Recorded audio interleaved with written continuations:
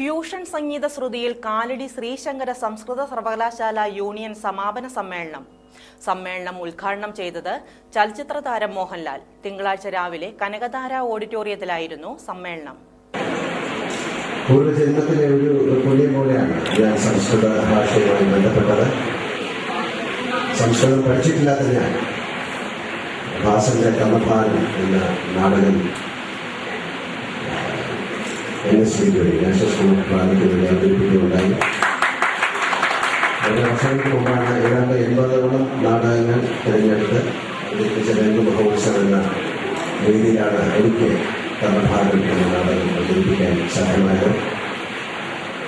ഒരുപക്ഷെ മറ്റ് ഇന്ത്യയിലെ ഒരു നടന്മാരും അത്തരത്തിലുള്ള ഒരു സാഹസം കിട്ടുന്ന ഇതില്ല.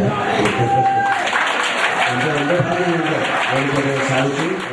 സർവകലാശാല യൂണിയൻ ചെയർമാൻ ആർ രാഹുൽ അധ്യക്ഷനായിരുന്നു. University vice chancellor doctor Jayaprasad മുഖ്യപ്രഭാഷണം നടത്തി. ഈ വൈസ് ചാൻസലർക്ക് ഒരുപാട് അധികാരമുണ്ടെന്നൊക്കെ പറയുമെങ്കിലും അതൊക്കെ തന്നെ ആക്ടിലും സ്റ്റാറ്റ്യൂട്ടിലും പറയുന്നു എന്നുള്ളതല്ലാതെ അത് സധൈര്യം പ്രയോഗിക്കുവാൻ പലപ്പോഴും വൈസ് ചാൻസലർമാരുടെ കൈകൾ ബന്ധിക്കപ്പെടുകയാണ്. നമ്മുടെ സർവകലാശാലയിലെ ഫൈനാൻസ് വിഭാഗവുമായി ബന്ധപ്പെട്ട് മോഹൻലാലിനെ പോലുള്ള ആളുകളുടെ സേവനം ഈ സർവകലാശാലയ്ക്ക് ലഭ്യമാക്കേണ്ടതുണ്ട് എന്ന് വിശ്വസിക്കുന്ന ഒരാളാണ് ഞാൻ. ചടങ്ങിൽ ഇന്ത്യൻ വോയ്സ് ഗ്രാൻഡ് ഫിനാലെ 3ാം സ്ഥാനം നേടിയ വിഷ്ണുരാജിന് ഉപഹാര സമർപ്പണം നടത്തി.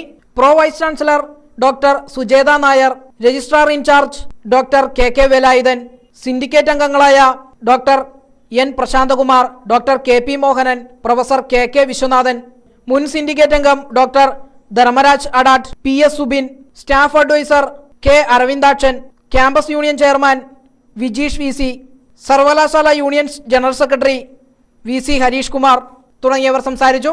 Metro news bureau, Kalady.